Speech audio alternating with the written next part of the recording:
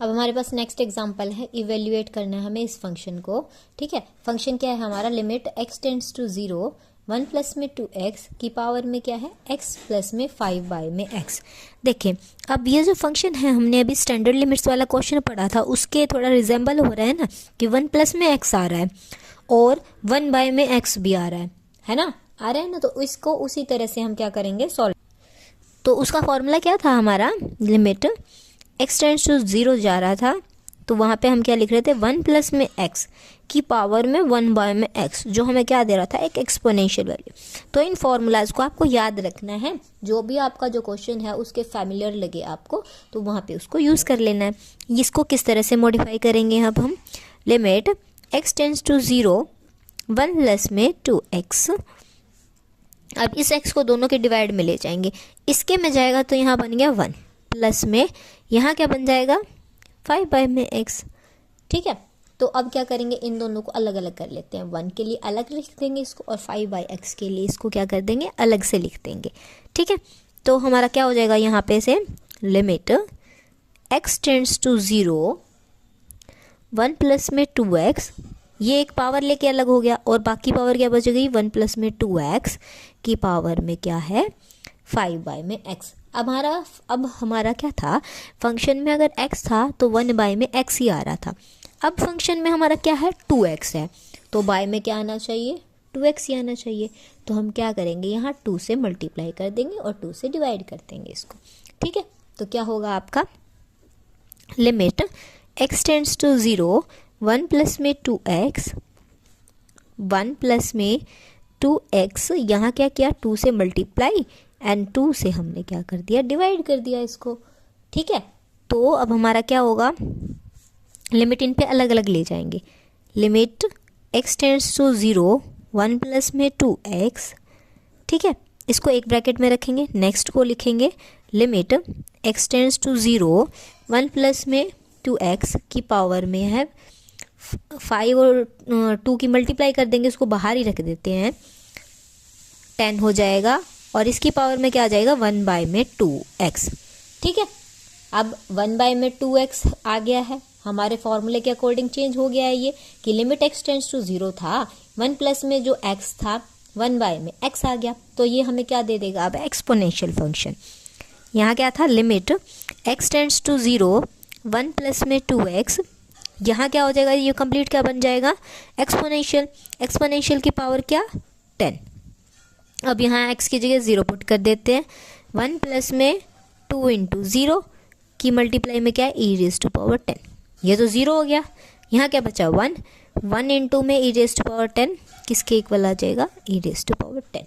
ये हमारा क्या आ जाएगा, यहाँ से आंसर आ जाएगा। ठीक है, तो आपका फॉर्मूलाज क्या रखनी है, ध्यान रखनी है। अब यहाँ होता 1 में 2x होता, ठीक है, तो यहाँ पे आपको क्या मिलता, सिंगल x मिलता, तो और यहाँ क्या होता है, x टेंड्स टू इन्फिनिटी होता, तो उसमें हम क्या करते हैं, दूसरे वाले फॉर्मूले की तरह इसको चेंज करते। तो आपको इन फॉर्मूलाज को क्या रखना है, ध्यान में रखते हुए आपके क्वेश्चंस को सॉल्व करना है। अब ये जो हमारा नेक्स्ट एग्जांपल है, इसमें हमारे पास क्या है, 2 पार्ट्स हैं। फर्स्ट पार्ट, पहले हम फर्स्ट पार्ट सॉल्व करेंगे, फिर फर्दर हम नेक्स्ट पार्ट पे जाएंगे। ठीक है, तो यहाँ क्या है, limit x tends to 0, x by में क्या है, मॉडुलस ऑफ x। तो इन फंक्शंस को हम किस तरह से सॉल्व करते हैं, एक बार हम लेफ्ट हैंड लिमिट लेते हैं और एक बार हम लेते हैं हमारे राइट हैंड लिमिट। तो अब लेफ्ट हैंड लिमिट लेंगे तो हम क्या लिखते हैं, पहले लेफ्ट हैंड लिमिट। किस तरह से सॉल्व करेंगे, लिमिट, अब x कहाँ जाएगा, अगर लेफ्ट के बारे में बात कर रहे हैं, 0 का लेफ्ट क्या होगा, 0 से छोटी वैल्यू यानी 0 नेगेटिव। यहाँ क्या है, x बाय में x का मॉडुलस। जब हम किसी भी चीज़ की लेफ्ट हैंड लिमिट लेते हैं तो वहाँ हम पुट करते हैं जहाँ तक वो जा रहा है, 0 तक जा रहा है, माइनस में है, और फिर साथ में क्या रखते हैं, h। तो यहाँ वैल्यू सब्स्टिट्यूट करते हुए हम लिखेंगे लिमिट, अब h आ जाएगा, तो h कहाँ जाएगा हमारा, 0 पे, ऊपर क्या होगा, 0 माइनस में h, नीचे भी होगा 0 माइनस में h, बस यहाँ क्या होगा, मॉडुलस होगा। ठीक है, आगे क्या आ जाएगा, लिमिट h टेंड्स टू 0, ऊपर तो क्या बच जाएगा, माइनस h, नीचे भी माइनस h तो होगा, बट मॉडुलस होने की वजह से वो क्या बन जाएगा, पॉजिटिव क्वांटिटी। ये कैंसिल कर देगा इसको, तो इक्वल किसके आ जाएगा, -1। ठीक है, अब हमारी क्या करेंगे, हम right hand limit find out करेंगे। अगर राइट और लेफ्ट दोनों इक्वल आ जाती हैं तो हमारा फंक्शन एग्जिस्ट करता होगा, लिमिट एग्जिस्ट करती होगी इस फंक्शन के लिए, ये जो पर्टिकुलर फंक्शन था। अगर दोनों इक्वल नहीं आती हैं तो हमारा जो इस पर्टिकुलर फंक्शन है इसके लिए ये लिमिट एग्जिस्ट नहीं करेगी। ठीक है, अब हम राइट भी निकाल के देख लेते हैं। राइट हैंड लिमिट कहाँ जाएगी अब, 0 प्लस, यानी 0 में कुछ ऐड हो रहा है तभी तो हम राइट साइड चलेंगे। अब ये देखो हमारा 0 है, 0 ये हम किधर जा रहे हैं, मेरे राइट हैंड साइड की राइट हैंड साइड, और यहाँ 0 से जब अगर हम इधर की बात करेंगे तो हम किधर जा रहे हैं, हमारे लेफ्ट हैंड साइड। ठीक है, तो इस वजह से राइट हैंड लिमिट जब होगी तो 0 में कुछ ऐड हो रहा है। फंक्शन क्या था, x बाय में x का मॉडुलस। अब क्या हो जाएगा, नेक्स्ट स्टेप में h इंट्रोड्यूस होगा, तो h कहाँ जा रहा है, हमारी सेम लिमिट पे, बस ये नेगेटिव साइन और ये पॉजिटिव साइन यहाँ से हट जाता है। यहाँ क्या होगा, 0 ऊपर हो जाएगा 0 प्लस में h, नीचे क्या होगा 0 प्लस में h का मॉडुलस, ऊपर positive h, limit h tends to 0 था, नीचे भी क्या रहेगा पॉजिटिव, नीचे तो पॉजिटिव ही होना था क्योंकि मॉडुलस है, ऊपर अब की बार प्लस था तो यहाँ पॉजिटिव हो गया, ये कैंसिल करके 1 आ गया। अब देखते हैं हमारी जो लेफ्ट हैंड लिमिट और राइट हैंड लिमिट है वो इक्वल आ रही है, नहीं आ रही हैं, तो ये दोनों इक्वल नहीं आ रही हैं, तो हमारा जो लिमिट है, जो इस फंक्शन पे लिमिट है, वो क्या करेगी, डज नॉट एग्जिस्ट, ये एग्जिस्ट नहीं करेगा। तो आपको सिमिलरली नेक्स्ट वाला पार्ट भी सॉल्व करना है। इसके लिए भी हम क्या करेंगे, left hand limit find out करेंगे, right hand limit find out करेंगे। वो इक्वल आ रही होंगी तो फंक्शन पे लिमिट एग्जिस्ट करेगी, अगर इक्वल नहीं आ रही होंगी तो एग्जिस्ट नहीं करेगी। ठीक है, अब ये जो x है, हमने अभी तक जो भी एग्जांपल किए थे उसके लास्ट एग्जांपल में 2 पार्ट थे, जैसे फर्स्ट किया था उसी तरह सिमिलरली हमें सेकंड करना है। अब सेकंड में हमें इस तरह की नोटेशन दिखेगी। अब ये जो नोटेशन है ये किस चीज़ को रिप्रेजेंट करती है, ग्रेटेस्ट इंटीजर फंक्शन। ठीक है, तो x अगर ब्रैकेट्स में है तो वो किस चीज़ को रिप्रेजेंट करेगा, x का ग्रेटेस्ट इंटीजर फंक्शन।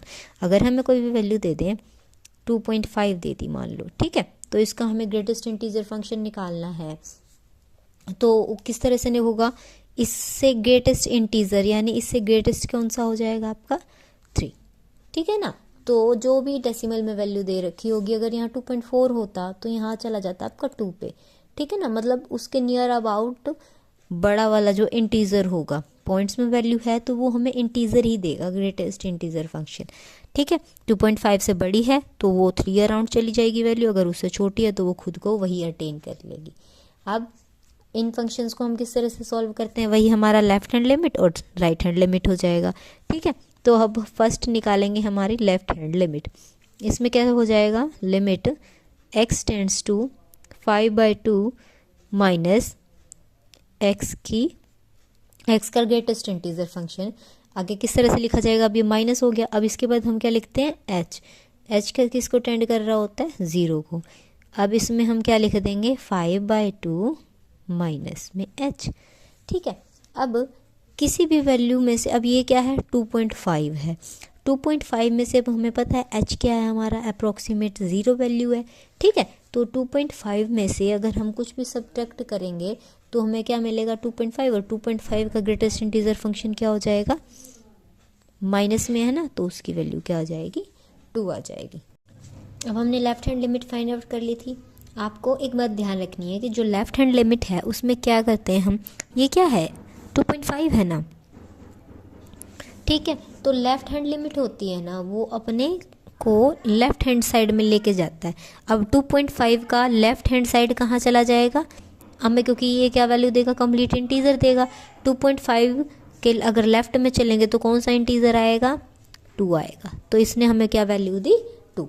जब हम right hand limit find out करते हैं तब हम कहाँ चलेंगे, राइट साइड में। ठीक है ना, जब left hand limit find out करते हैं तब लेफ्ट साइड में चलते हैं, जब right hand limit find out करते हैं जब राइट साइड में चलते हैं। वहाँ क्या हो जाएगा आपका, मैं राइट कर देती हूँ, right hand limit x tends to 5/2 plus greatest integer function of x limit h tends to 0 5/2 plus में h। ठीक है, अब प्लस होगा, राइट हैंड साइड मतलब कुछ प्लस हो रहा है, एडिशन हो रहा है, तभी हम राइट हैंड साइड जाएंगे जीरो में। ये तो हमें पता है जीरो है, जीरो में कुछ ऐड हो रहा है यानी हम राइट हैंड साइड पहुंच रहे हैं। ठीक है, अब राइट हैंड साइड में हमें क्या ध्यान रखना है, ये फिर से आपकी 2.5 वैल्यू। अब देखो अगर मैं राइट साइड में चलती हूँ तो मेरे पास क्या वैल्यू आएगी, 3। ठीक है, 3 आएगी। बट जो राइट हैंड लिमिट होती है ना, जिस कांस्टेंट वैल्यू को में हम ऐड करते हैं h को, वही वैल्यू अपनी अटेन करता है। जब राइट हैंड में होता है तो वही अटेन करता है, और जब लेफ्ट हैंड में होता है उससे एक कम वाली वैल्यू को अटेन करता है। अब अगर ये 2.5 अटेन करेगा तो ये इंटीजर वैल्यू नहीं होगी, यानी हमें ये फिर से कहाँ पहुँचा देगा, 2 पे। ठीक है, लेफ्ट में तो अगर कहाँ जा रहा होता, यहाँ पे कुछ और होता, मान लो 0 होता। ठीक है, यहाँ कहाँ तक आ गए थे, राइट हैंड लिमिट, लेफ्ट तो हमें जो वैल्यू होगी उसके लेफ्ट में लेके जाएगी। अगर यहाँ 2 होता तो 2 का लेफ्ट क्या आ जाता, 1 आ जाता। अब यहाँ था 2.5, तो 2.5 के लेफ्ट साइड में अगर हम चल रहे हैं तो किस इंटीजर तक पहुँचेंगे, 2 तक, तो इस वजह से 2। अब यहाँ क्या है, राइट हैंड लिमिट, 2.5 से आगे बढ़ेंगे तो कौन सा इंटीजर आता है, 3। बट जो राइट हैंड लिमिट होती है हमें वही एग्जैक्ट वैल्यू देती है, एग्जैक्ट वैल्यू जो हम जिसमें हम h को ऐड करते हैं। अब यहाँ पे कंप्लीट इंटीजर होता तो वही आ जाता, यहाँ क्या है 2.5, वो तो इंटीजर नहीं है, इंटीजर फ्रैक्शंस में थोड़ी लाई करते हैं। इस वजह से इसने अपने नियर अबाउट जो है उस इंटीजर को लिया, वो क्या था 2, तो इस वजह से इसने भी क्या दिया, हमें 2 ही दिया। और तो कंप्लीट फंक्शन की लिमिट हमारी क्या आ गई है, 2। अब दूसरे एग्जाम्पल से भी लेके चल सकते हैं। अब मान लो हमारे पास फंक्शन था ग्रेटेस्ट इंटीजर फंक्शन h, और लिमिट x टेंड्स टू कहाँ जा रही है, 0 पर जा रही थी। ठीक है, तो उसके लिए मैंने लेफ्ट हैंड लिमिट निकाली और राइट हैंड। लेफ्ट हैंड में क्या हो जाएगा, 0 माइनस में h, माइनस h होगा। अब इसकी जगह मैं 0 सब्स्टिट्यूट कर दूं तो यहाँ पे 0 हो जाएगा। अब 0 के लेफ्ट हैंड साइड में क्या लाई करता है, -1। इस वजह से इसकी वैल्यू क्या आ जाएगी, लिमिट क्या आ जाएगी, -1। अब अगर हम राइट हैंड लिमिट के बारे में बात कर रहे हैं तो यहाँ क्या हो जाएगा, 0 प्लस h, यहाँ क्या बन जाएगा h। अगर मैं इसको 0 सब्स्टिट्यूट करूं तो राइट क्या कहती है कि जो वैल्यू होती है वो एग्जैक्ट वही आ जाती है, तो यहाँ क्या आई, 0, तो इस वजह से 0। अब दोनों फंक्शंस की जो लिमिट है वो सेम नहीं आई, इस वजह से फंक्शन क्या करेगा, एग्जिस्ट नहीं करेगा इस लिमिट के लिए। जैसे हमारा यहाँ तो क्या था, सेम आ गई है, इस वजह से यहाँ पे फंक्शन क्या कर रहा है, होल्ड कर रहा है। वहाँ दोनों लिमिट्स हमारी सेम नहीं आई हैं, लेफ्ट हैंड और राइट हैंड जो है वो इक्वल नहीं आई हैं, इस वजह से क्या हो गया है, फंक्शन इस लिमिट के लिए एग्जिस्ट नहीं करेगा। जैसे जो हमारा सेकंड पार्ट है ना, हमने इससे पहले जो एग्जांपल किया था, सिमिलरली उसमें यही करना है हमें। ठीक है, वो आप ट्राई करके देखना, किसी को डाउट हो तो देन कमेंट में प्लीज़। ये हमारा एग्जांपल है next, limit n tends to infinity summation n³ by में n4। अब हमें पता है ये जो एक्सपेंशंस होते हैं इनकी पर्टिकुलर वैल्यू होती हैं। जैसे समेशन n² हमारा किसके इक्वल होता है, n into n+1 to n+1, और साथ में हमारा क्या आ जाता है, साथ में क्या आता है, 6। सिमिलरली हमारा समेशन होता है क्यूब के लिए, क्यूब के लिए हमारे पास क्या फॉर्मूला होता है, n प्लस में n इंटू में n+1 कंप्लीट का स्क्वायर डिवाइडेड बाय में 4। इनका यूज़ करते हुए हम हमारे क्वेश्चन को क्या करेंगे, यहाँ पे सॉल्व करेंगे। ठीक है, अब हमारी स्टेटमेंट में क्या गिवन है, n³ का समेशन, तो इस वैल्यू को यहाँ सब्स्टिट्यूट करेंगे। किस तरह से होगा, limit n tends to infinity, ऊपर आ गया हमारा n into n+1 whole square divided by 4, और ऊपर स्टेटमेंट में क्या गिवन था, n⁴। ठीक है, अब यहाँ क्या कर देंगे, कंप्लीट में से n² हम क्या कर देंगे, कॉमन ले लेंगे। इस वाले में से क्या हो जाएगा, limit n tends to infinity, n² को एक बार अलग रखेंगे, इसमें से n ले लेंगे, यहाँ से n² के साथ बाहर आ जाएगा, यहाँ n नहीं है तो n इसके डिवाइड में चला जाएगा। यहाँ क्या हो गया, 1 प्लस में 1 बाय में n whole square divided by 4n4। अब n² था, बेस जब सेम होते हैं पावर क्या हो जाती है, ऐड हो जाती है, 2 + 2 4, तो इससे हमारा ये कैंसिल हो गया। तो हमारे पास क्या बचा, limit n tends to infinity 1 plus में 1 बाय n² n इंटू में 1/4 है। ठीक है, अब n टेंस टू इन्फिनिटी हम यहाँ पे पुट कर सकते हैं। 1 बाय में इन्फिनिटी क्या हो जाएगा 0, 1 प्लस में 1 बाय में इन्फिनिटी होल स्क्वायर डॉट मतलब मल्टीप्लाई में 1/4 क्या हो जाएगा 1 बाय में इन्फिनिटी 0, 1 का स्क्वायर 1, 1/4 मल्टीप्लाई में था तो हमारे पास क्या आंसर आ गया 1/4। इसी तरह से आपको ये समेशन ओपन करनी है। क्लियर है। नेक्स्ट एग्जांपल है, इसमें हमें क्या करना है, स्क्वीज थ्योरम का यूज़ करना है। हमारी स्क्वीज थ्योरम क्या थी, अगर हमारे पास 3 फंक्शंस हैं किस तरह से, f(x) less than g(x) less than h(x) और इन दोनों फंक्शंस की लिमिट जब हम लगाते हैं x टेंड्स टू 0 तो f(x) हमें क्या वैल्यू देगा l। Similarly limit x tends to 0 पे h(x) भी हमें क्या वैल्यू देगा l। तो इम्प्लाइज दैट अगर हमारे पास ये एग्जिस्ट करते हैं तो हमारे पास जो मिडल वाला फंक्शन होता है ना उस पर अगर हम लिमिट लगा दें तो वो भी हमें क्या देता है, सेम लिमिट दे देता है। ठीक है। अब हमारे पास क्वेश्चन क्या है, इस चीज़ को हमें क्या प्रूव करना है कि ये 0 के इक्वल आनी चाहिए। अब इस कंप्लीट को हम क्या करेंगे, 3 फंक्शंस में डिवाइड करेंगे जिससे कि हम ये वाला यहाँ तक पहुँच सकें। ये इसको 3 फंक्शंस में डिवाइड करेंगे, फिर फर्स्ट और लास्ट फंक्शन की लिमिट आ जाएंगी हमारे पास, फर्स्ट और लास्ट की आ जाएंगी तो बीच वाले की अपने आप से आ जाएगी। ठीक है। अब यहाँ क्या है, हमारे पास ट्रिग्नोमेट्रिक फंक्शन है। ट्रिग्नोमेट्रिक फंक्शन कौन सा है, और वो भी साइन एक्स। अब हमें पता है साइन एक्स कहाँ से कहाँ तक लाई करता है, +1 से -1 फॉर ऑल एक्स। ठीक है। हर एक एक्स के लिए जो साइन है हमारा -1 से 1 के बीच में लाई करता है। ठीक है। अब यहाँ पे कहीं और वेरिएबल तो इन्वॉल्व नहीं हुआ है ना। अब इस वेरिएबल की जगह हमें क्या चाहिए, 1/x कर देते हैं। 1/x साइन का तो इन्वर्स नहीं हुआ ना, तो इससे हमारे जो लिमिट्स हैं वो सेम रहेंगी। -1 से 1 के बीच में रहा अभी भी हमारा फंक्शन। अब हमें एक्स्ट्रा क्या चाहिए इसके साथ, एक्स्ट्रा अब हमें क्या चाहिए यहाँ पे x²। तो तीनों साइड में हम क्या कर देते हैं, फॉर ऑल x लिखना ज़रूरी है, एवरी x लिख सकते हैं या ऑल। यहाँ पे x² से हम मल्टीप्लाई कर देंगे, x² sine 1/x less then x²।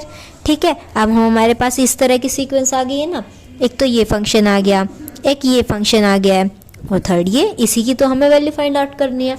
अब हम तीनों साइड क्या ले लेंगे, limit x tends to 0 function क्या था x² less than equals to limit x tends to 0 x² sine 1/x less than equals to limit x tends to 0 x²। ठीक है। अब इन दोनों की तो वैल्यू हम फाइंड आउट कर लेंगे, इन दोनों की जो आएगी वही इसकी हो जाएगी। ठीक है। ये क्या था, f(x) की जगह पे limit x tends to 0 f(x) किसके इक्वल हो गया है, limit x tends to 0 -x²। अब x की जगह मैं 0 पुट करूंगी तो मेरे पास क्या आ जाएगा, 0। सिमिलरली अब इस वाले को सॉल्व कर लेंगे, limit x tends to 0 h(x) limit x tends to 0 h(x) क्या था हमारा x², x की जगह 0, 0 का स्क्वायर 0। अब इसकी वैल्यू दोनों की वैल्यू क्या आ गई है हमारे पास, 0। तो अब हमने पता है स्क्वीज थ्योरम में अगर कोई 3 फंक्शंस सीक्वेंस में लाई कर रहे हों, ठीक है, और उनकी लिमिट निकाल रहे हैं, पहले और आखिरी की आ रही है, जो भी लिमिट आ रही है वो सेम आ रही है। ठीक है। तो जो बीच वाला होता है उसकी भी वही लिमिट हो जाती है, इसकी आ गई, इसकी आ गई। सिमिलरली हम लिख सकते हैं limit x tends to 0 function क्या था हमारा x² साइन 1/x भी किसके इक्वल आ जाएगा, 0 के इक्वल। यही हमें प्रूव करना था। तो आपको स्क्वीज थ्योरम की जो स्टेटमेंट है वो ध्यान रखते हुए ऐसे क्वेश्चन सॉल्व कर देना है।